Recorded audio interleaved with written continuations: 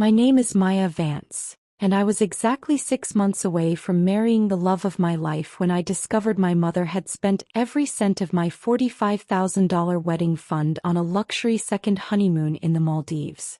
That money wasn't a gift. It was my inheritance from my late grandmother, specifically earmarked for my big day.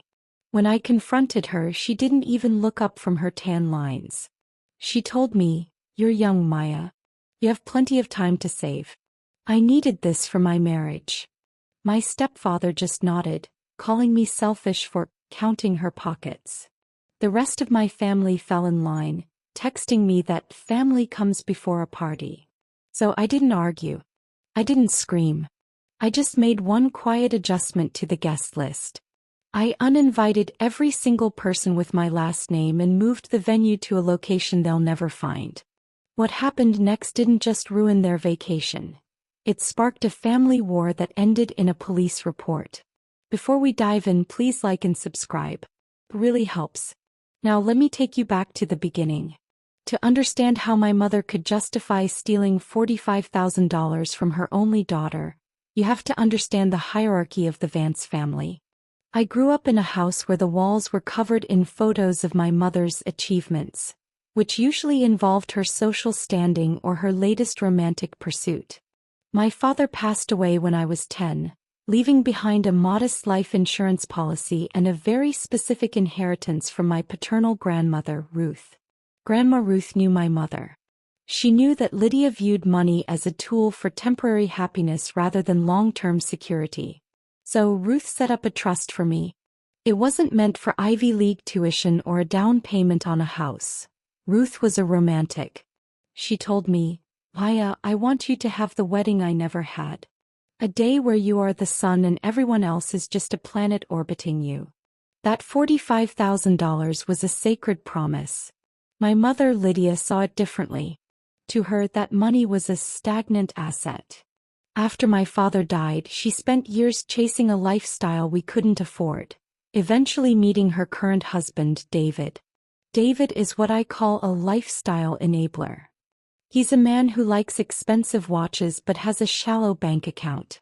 When they got married 3 years ago, it was a quiet courthouse affair because, as Lydia put it, "We're saving our energy for the real celebration later." I was the reliable child.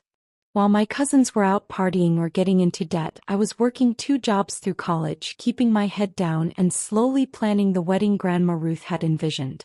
I met Mark in my junior year. He's a public defender, kind, steady, and the first person who ever made me feel like I didn't have to be the fixer in the room. When we got engaged, the first thing I did was check the trust. $45,000. It was enough for the botanical garden venue, the photographer I'd followed for years, and a sit-down dinner for 120 people. For months, I shared my mood boards with my mother. I took her dress shopping. I let her weigh in on the florals. She was so supportive, so involved. Looking back, the signs were there. She would make offhand comments like, "It's a shame to spend so much on one night when memories of travel last a lifetime," or, "David and I never got our tropical escape." I thought she was just being her usual self-centered self. I didn't realize she was scouting. The betrayal came to light on a Tuesday. I had a meeting with the venue coordinator to drop off the deposit. I went to the bank to cashier a check from the trust account, which my mother still had secondary access to because the paperwork hadn't been updated since I was 18. A clerical oversight that would ruin my life. The teller, a woman who had known my grandmother, looked at the screen and then looked at me with a face full of pity.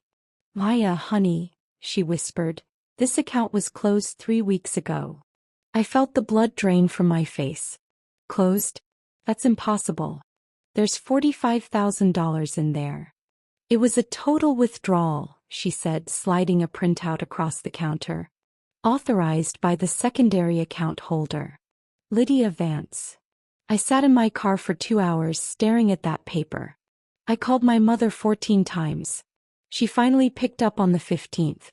The background noise was unmistakable, the sound of waves and steel drums. "Maya, darling," she chirped. "I was going to call you when we landed." David and I decided that for our third anniversary, we deserved to finally have the honeymoon we missed. We're in the Maldives. The overwater bungalows are to die for. Mom, I said, my voice shaking so hard I could barely form the words. Where is my wedding money? There was a pause. The cheery mother mask slipped instantly. Oh, don't be so dramatic. It's a family resource, Maya. You're not even getting married for 6 months. David had a lead on a travel package that was half off. It was an investment in our happiness. You're young. You and Mark can just have a smaller backyard thing. Or wait a few years. What's the rush? That was Grandma Ruth's money, I choked out. Ruth would want me to be happy, she snapped. And frankly, after all I've sacrificed raising you alone, I think I've earned a vacation. Stop being so materialistic. It's just money. She hung up. An hour later my phone started exploding. Not with apologies but with vitriol. My Aunt Sarah, my mother's sister, texted me, I can't believe you'd harass your mother while she's on her dream trip. You've always been so entitled. Let her have this. My cousin Leo sent a group chat. Maya's throwing a tantrum because she has to pay for her own party. Grow up. It became clear very quickly. My mother hadn't just stolen the money, she had preemptively campaigned against me. She had told the entire family that I had offered the money as a gift and was now renouncing it to cause drama. I stood in my kitchen looking at my wedding binder. For 24 years I had been the girl who didn't make waves. I was the girl who stayed silent when my mother forgot my birthday or spent my graduation money on a new designer bag. But something in me snapped. The injustice gap, as they call it, was too wide to bridge with an apology. I realized then that my family didn't see me as a person. They saw me as a piggy bank in a punching bag. They wanted a wedding? Fine. But they weren't going to be the ones celebrating. I picked up my phone and called Mark. Change of plans, I told him. We're not having a wedding for the family. We're having a funeral for their influence. I spent the next 48 hours making a list. I called every vendor. I moved every date. And then I drafted the email that would change everything. I didn't send it to my mother first. I sent it to everyone. Every aunt, every uncle, every cousin who had called me materialistic for wanting my own inheritance back. The title of the email was simple. Update regarding the Vance wedding. Final guest list. The email didn't contain a single insult. In fact, it was written with the clinical coldness of a business termination. I sat at my dining table, Mark's hand on my shoulder, as I BCC'd every aunt, uncle and cousin who had spent the last 48 hours calling me greedy and selfish. The email stated that due to a sudden and catastrophic misappropriation of the wedding trust, the large-scale celebration at the Botanical Gardens was cancelled. I explained that because the family felt Lydia's luxury vacation was a more appropriate use of Grandma Ruth's legacy, I had decided to honor their perspective. I was no longer going to be materialistic by throwing an expensive party for people who didn't respect the person who funded it. Then came the kicker. Since the funds meant for your meals, drinks, and entertainment have been spent in the Maldives, your invitations are hereby revoked. Mark and I will be marrying in a private ceremony. Please do not contact us regarding travel arrangements or hotel cancellations, as those are now your responsibility. I hit send. Then I turned off my phone. For the next 3 days I didn't exist to them. But I wasn't sitting around crying. I was working. I was the child who had always been overlooked, the one who did the chores while Lydia and David went to galas. And that meant I knew how to navigate the background of their lives without being noticed. I started by visiting the bank again. This time I didn't talk to the teller. I asked for the branch manager. I presented Grandma Ruth's original trust documents. Mark, being a public defender, had spent the night highlighting the specific intent clauses. Under the law, a trustee or a secondary holder has a fiduciary duty to act in the interest of the beneficiary. Lydia had used the funds for a non-essential luxury that provided zero benefit to me.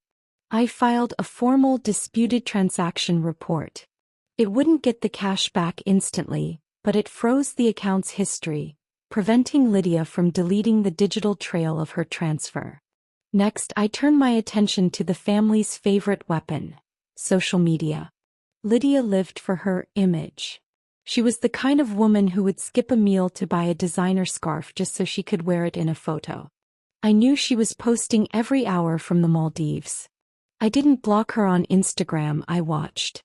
I took screenshots of the $500 plate dinners, the private boat charters, and the receipts she accidentally left visible in the background of her OOTD, outfit of the day, posts. I saw my Aunt Sarah commenting on those photos. "You deserve this, sis. Ignore the haters." I replied to Sarah's comment with a single image: the bank statement showing the $45,000 withdrawal date, which was exactly 2 days before Lydia's flight. I didn't add a caption. I didn't need to. Within 10 minutes the comment was deleted, but I had already archived the interaction. The investigation then moved to David. David was the enabler, but he was also vulnerable. He worked as a senior auditor for a firm that handled high-level corporate accounts. His entire career was built on the premise of financial integrity.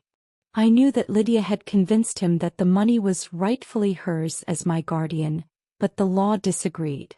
I sent a very polite, very formal inquiry to his firm's HR department. I didn't accuse him of a crime. I simply asked for a conflict of interest clarification regarding a shared trust fund being used for personal travel.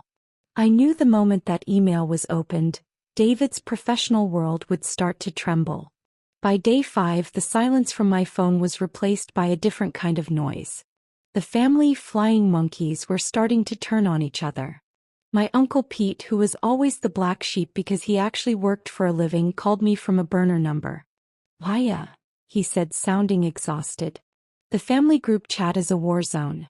Sarah is panicking because she can't get a refund on her flights for the wedding, and she's blaming Lydia for not telling her the money was borrowed. Leo is trying to sue the hotel for his deposit. They're all turning on your mother because her gift to herself ended up costing them money." "They aren't mad she stole from me, Pete," I said. "They're mad they lost their free meal." "I know," he sighed. "And I want you to know I'm out. I told them all to lose my number. I'm sending you a check for $5,000. It's not the 45 you lost, but it's enough to cover your dress or whatever you need. Don't tell the others. I want to see you walk down that aisle even if it's just in a courthouse." I thanked him, tears finally stinging my eyes. It was the first piece of genuine kindness I'd received from a Vance in a decade.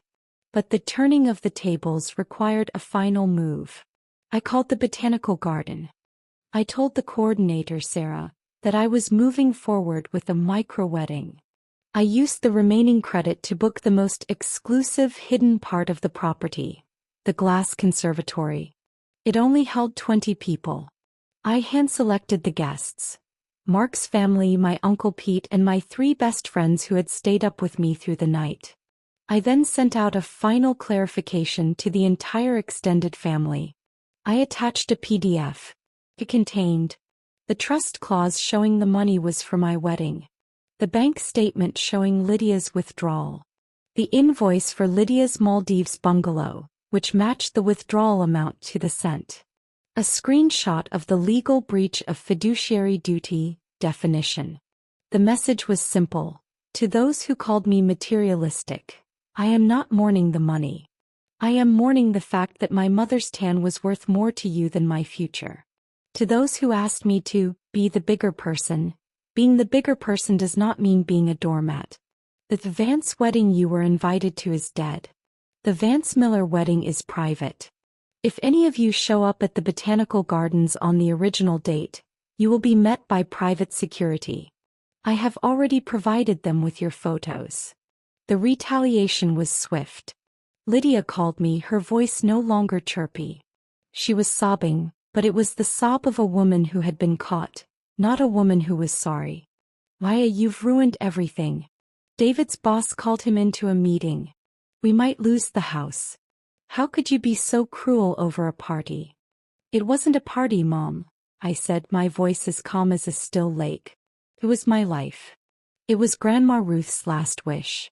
You didn't just spend money, you spent the last shred of respect I had for you.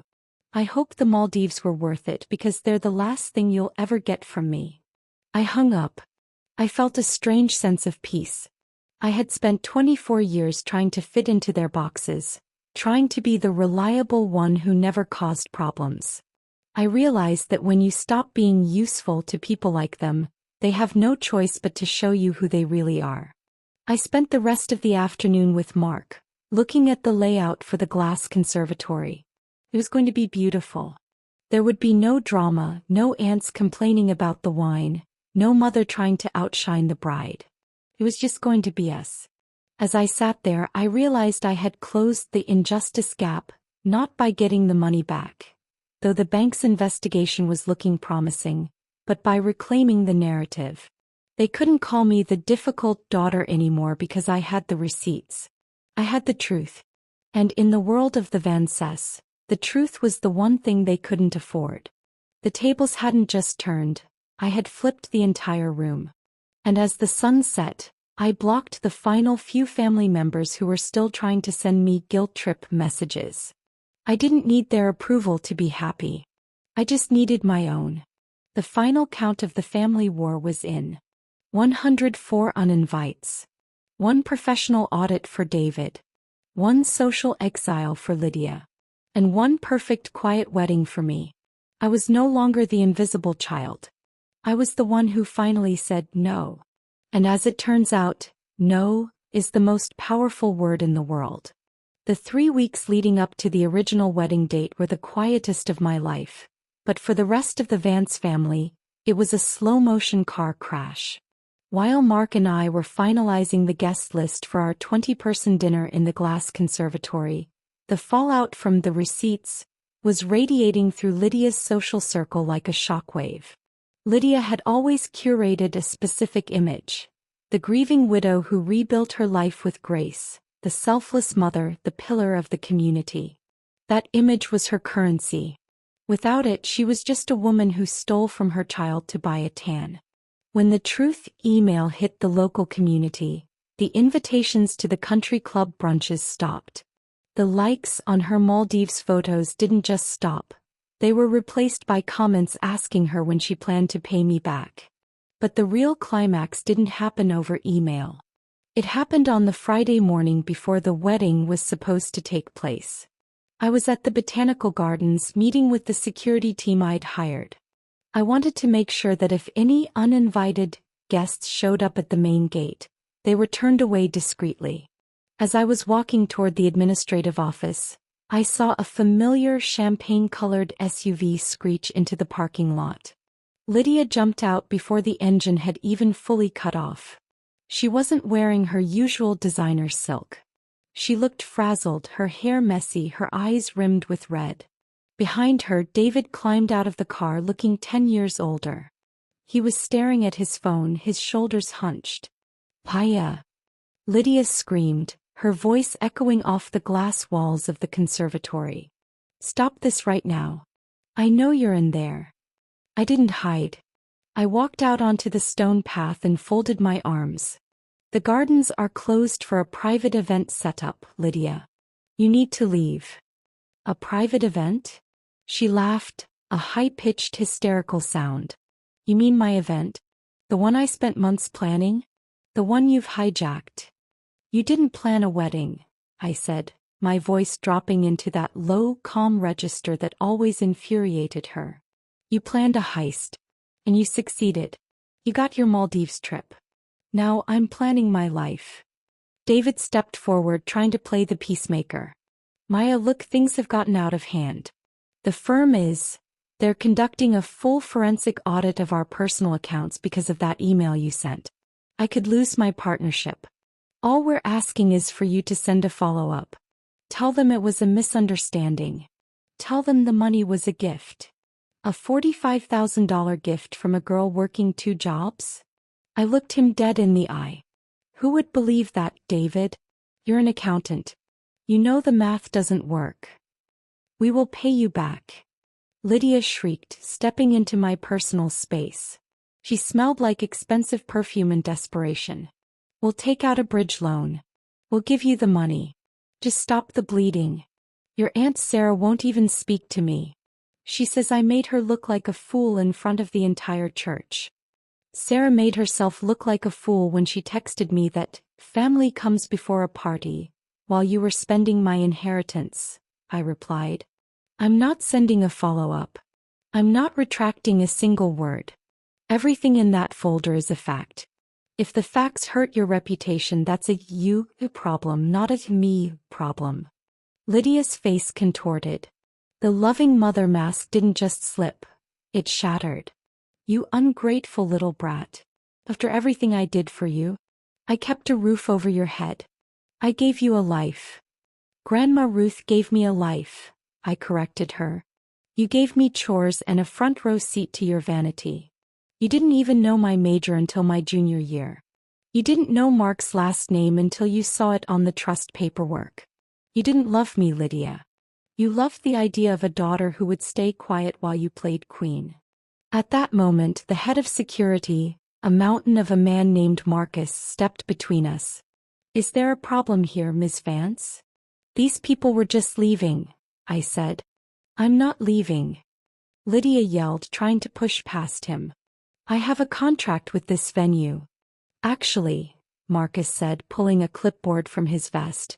The contract for the grand ballroom was cancelled due to non-payment of the final balance. The current contract for the Glass Conservatory is under the name Maya Vance and Mark Miller. Your name isn't on the list. If you don't leave the premises, I'll have to call the precinct. And I believe you already have enough legal trouble with the bank. Lydia froze. She looked at Marcus, then at the sprawling, beautiful gardens she had intended to use as a backdrop for her mother of the bride photos, and finally at me. You think you've won? She hissed, her voice trembling with pure venom. You've destroyed this family. You're going to be standing at that altar all alone. No mother, no aunts, no cousins. Just you and that public defender in a tiny room. You'll regret this when you realize that nobody else in the world will ever care about you. I'd rather be alone in a room full of truth than surrounded by people who only love me when I'm paying for their dinner, I said. David grabbed her arm, pulling her back toward the SUV. Lydia, come on. The cops are coming. We have to go. I watched them drive away. I didn't feel the rush of adrenaline I expected. I didn't feel a victory high. I felt light. The injustice gap wasn't just closed. It was gone. The weight of 24 years of being the invisible child had evaporated in the heat of that confrontation. I walked back into the Glass Conservatory. Mark was there holding a box of centerpieces. He didn't ask what happened. He had heard the shouting. He just set the box down and pulled me into a hug. You okay? He whispered. I'm perfect, I said. And I meant it. That evening I did one more thing. I went to the cemetery. I sat by Grandma Ruth's headstone and placed a single white peony, the flower she had always wanted for my wedding, on the grass. I kept the promise, Grandma, I whispered. I'm the sun today. And the planets? They've all spun out of orbit. As I sat there in the quiet, I realized that the vindication wasn't about the money. It wasn't even about the audit or David losing his job. It was about the fact that for the first time in my life, I wasn't waiting for Lydia's permission to exist. The next morning, the sun rose over a perfectly clear day. I put on my dress. I did my own makeup. There was no chaos in the bridal suite. No mother complaining that the champagne wasn't cold enough. No cousins taking selfies in the mirror. Just me, my reflection, and the quiet certainty that I was doing the right thing. When I walked down the aisle of the Glass Conservatory, I didn't look at the empty chairs where my family should have been. I looked at the 20 people who had fought for me. I looked at Uncle Pete, who was beaming with pride. I looked at Mark's parents, who had welcomed me with open arms the moment they heard the truth. And when the officiant asked if there were any objections, the silence that followed was the most beautiful sound I'd ever heard. My name is Maya Vance. I am 26 years old. My mother spent my wedding fund on a second honeymoon, so I spent my wedding day starting a life where she no longer exists. I'm sharing this because for a long time I thought family was a debt you could never pay off. I thought you had to endure the theft, the gaslighting, and the silence just because you shared a last name. But I learned that no is a complete sentence. And sometimes, the only way to find your real family is to uninvite the one you were born into. The wedding was over, and the high-end dinner in the glass conservatory had been a triumph of intimacy over artifice. But as the sun set on my wedding day, the sun was also setting on the life Lydia and David had built on the foundation of other people's money. In the weeks that followed, the final fallout wasn't just a series of arguments. It was a total systemic collapse of the Vance family hierarchy. It started with the bank. Because I had filed that formal disputed transaction report and provided the specific intent clauses from Grandma Ruth's trust, the bank's fraud department didn't just look at the $45,000 withdrawal. They opened a Know Your Customer audit on all accounts linked to Lydia and David. They found a pattern. It wasn't just my money. Over the years, Lydia had been borrowing from various family accounts, moving money around like a high-stakes game of Tetris to keep up the appearance of wealth. When the bank froze their primary checking account pending the investigation, the Maldives debt became due. They couldn't pay the credit card bills for the private charters or the overwater bungalows. The luxury lifestyle they had flaunted on Instagram was built on a house of cards, and I was the one who had pulled the bottom card. Then came the professional fallout. My email to David's firm hadn't just caused a meeting. It triggered a compliance review. In the world of high-level auditing, your reputation is your only asset. The firm discovered that David had used his professional credentials to help Lydia bypass certain verification hurdles at the bank. He was asked to resign quietly to avoid a public scandal. For a man whose entire identity was tied to his title and his expensive watches, losing his partnership was a death sentence. But the most satisfying part of the vindication wasn't the financial ruin. It was the social ostracization. My Aunt Sarah, who had been my mother's biggest defender, finally got a taste of Lydia's medicine. When Lydia and David's accounts were frozen, Lydia went to Sarah asking for a bridge loan of $10,000. When Sarah refused, Lydia did what she always does. She turned on her. She told the entire family that Sarah had been in on the plan to use my wedding fund and was now betraying her. The family group chat, once a place for them to coordinate their gaslighting of me, became a digital battlefield. Sarah sent me a long, groveling apology email 2 months later. She wrote, "Aya, I didn't realize she was capable of this. I thought she was telling the truth about the money being a gift. I see now that she's been using us all." I didn't reply. I didn't need to. I had already moved on. Lydia and David eventually had to sell the SUV and downsize to a 2-bedroom apartment in a part of town Lydia used to make fun of. The Maldives honeymoon photos were deleted, but the internet never forgets. Every time she tried to post a new inspirational quote about family, someone from our old social circle would drop a screenshot of the trust fund documents in the comments. The most profound resolution, however, happened within me. For years I had been the invisible child, the one who didn't ask for much because I didn't want to be a burden. I realized that by staying silent, I had been subsidizing their bad behavior. By saying no and uninviting the entire family, I wasn't being petty. I was being honest. I was finally setting a boundary that couldn't be negotiated. Mark and I used the $5,000 Uncle Pete gave us to start a small future home fund. We didn't have the $45,000, but we had something much more valuable: a clean slate. There are no Vance family photos in our new house. There are no guilt-trip phone calls on Sunday nights. There is just peace. Uncle Pete visited us last week. He sat on our new porch, drinking a beer, and looked at me with a smile. "You know," he said, "Grandma Ruth would be so proud of you. Not because of the wedding, but because you're the only Vance who actually has a spine." I realized then that Grandma Ruth hadn't left me the money just for a party. She left it to me as a test. A way to see if I would finally choose myself over a family that didn't deserve me. My name is Maya Vance. I am 26 years old. I uninvited my entire family from my wedding because they chose a vacation over my future. It was the hardest thing I've ever done and the best decision I've ever made. Because for the first time in my life, when I look in the mirror, I don't see the reliable child. I see a woman who knows her worth. If you're watching this and you're the one who always has to be the bigger person, I want you to remember something. The bigger person is often just the one being asked to carry the heaviest load. You are allowed to put the load down. You are allowed to say no. And you are allowed to uninvite anyone from your life who treats your heart like a transaction. Thank you for staying with me through this story. If this made you feel something, if you've ever had to set a hard boundary with family, I'd love to hear about it. Drop your story in the comments. Let's support each other in reclaiming our narratives. Don't forget to hit subscribe so you don't miss the next story. I'm Maya and I'm glad you're here.